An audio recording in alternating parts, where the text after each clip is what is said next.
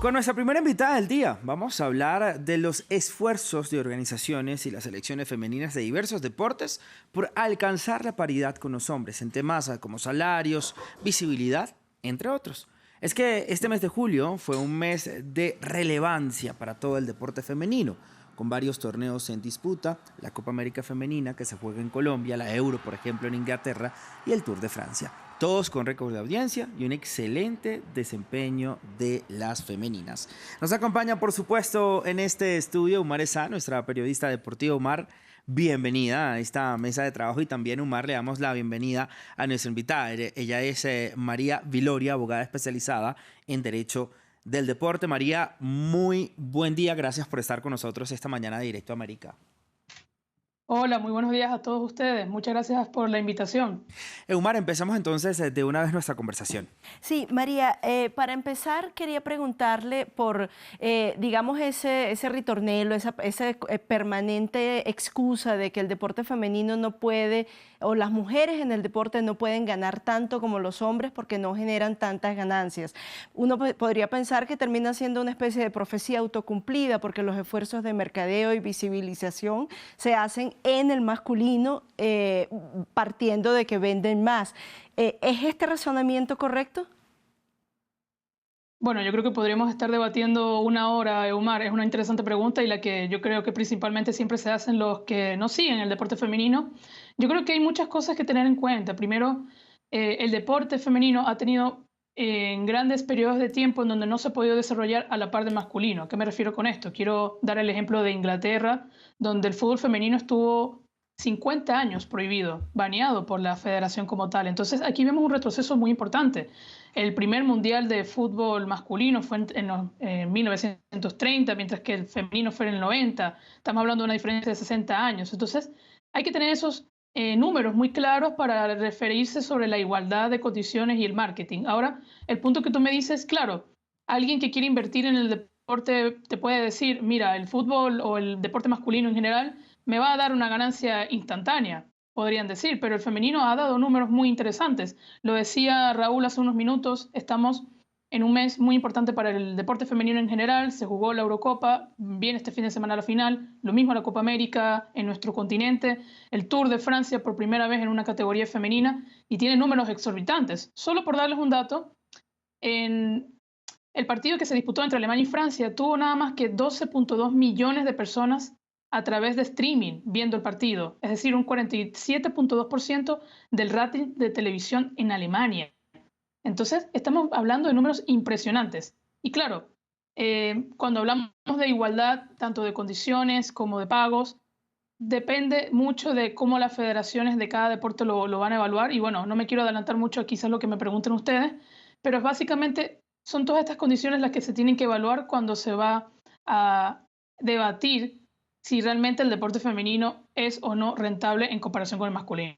Ahora, María, también estabas diciendo pues que hay una brecha, digamos, temporal del desarrollo de todas estas selecciones femeninas en diferentes deportes. Le pregunto, teniendo en cuenta esta diferencia, ¿no? Esta desigualdad, ¿cuánto podría, digamos, tardar para poder alcanzar, digamos, esa paridad con el deporte masculino, teniendo en cuenta que, como bien lo decías, muchos deportes incluso hasta estuvieron prohibidos en varios países?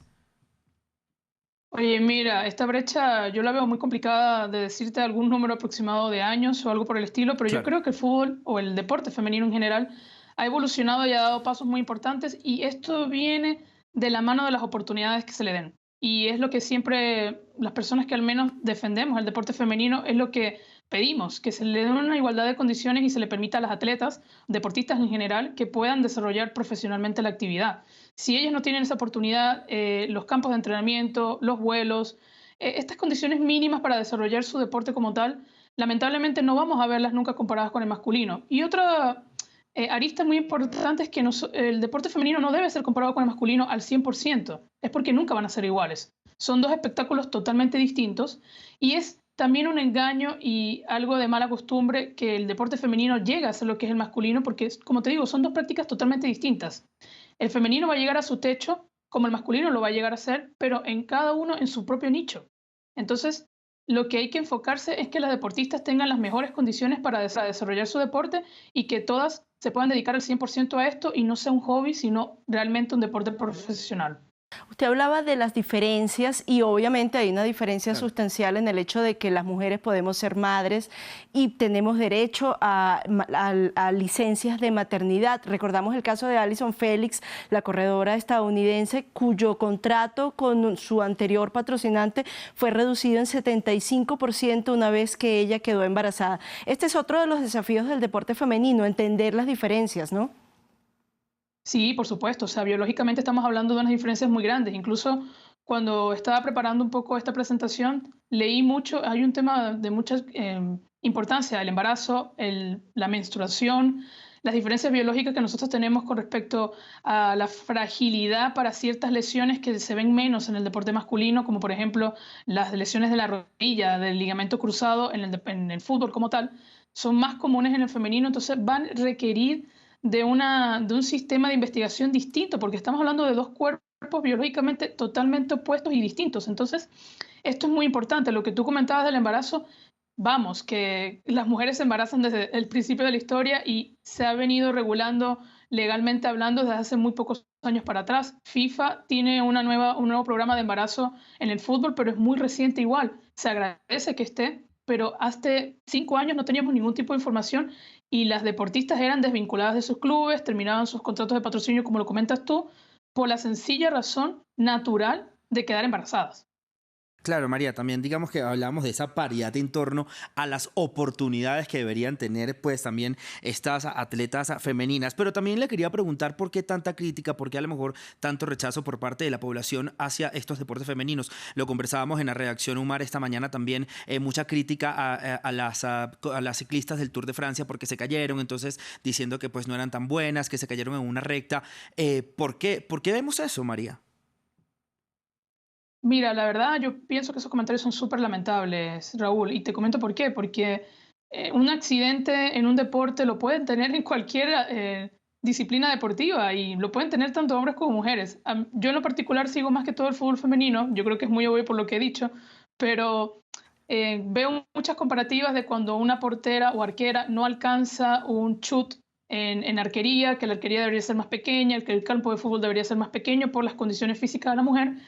Y yo no estoy de acuerdo con eso, porque también vemos esas oportunidades o desafortunios o Claro. mala suerte en el deporte masculino. Esto es algo de no es que falta más preparación, no es que faltó algún tipo de impedimento, no, para nada. Esto es algo natural que puede pasar. Los accidentes pasan, ojalá nunca pasaran, pero en el deporte hay también riesgo, porque estamos hablando de deportes de alto contacto, donde se esfuerzan físicamente hablando, entonces es algo que Claro. puede ocurrir.